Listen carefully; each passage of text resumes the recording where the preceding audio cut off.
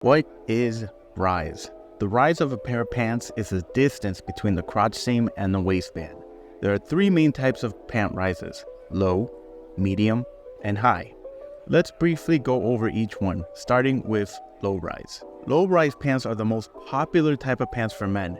They sit below the natural waistline, often just below the belly button. They are mostly found on casual pants such as jeans and chinos. Mid-rise pants. Mid-rise pants are designed to sit around the natural waistline. They strike a balance between low and high-rise options. Mid-rise pants offer a classic and versatile style suitable for various occasions from casual to semi-formal settings. High-rise pants.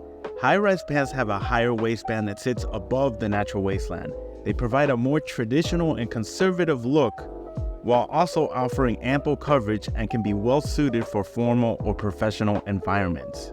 Now, after all this information, you may ask which rise is right for you. I suggest starting with mid-rise since these are a good choice for men of average height or body type. Medium-rise pants can be dressed up or down, making them a versatile option. High-rise pants can be a good choice for men with long legs or a larger build. High-rise can also be a good choice for men who want to create a more formal look as well. Now, as for low-rise, I suggest proceeding with caution with this one because it can throw off your proportions if you are below or above average height. For shorter individuals, it can make your legs appear shorter, and for taller men, it can actually make you appear very top-heavy.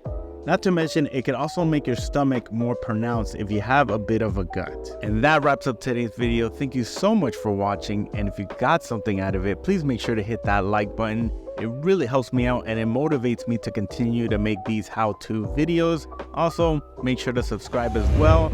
Check out all my other videos, and I will see you guys on the next one.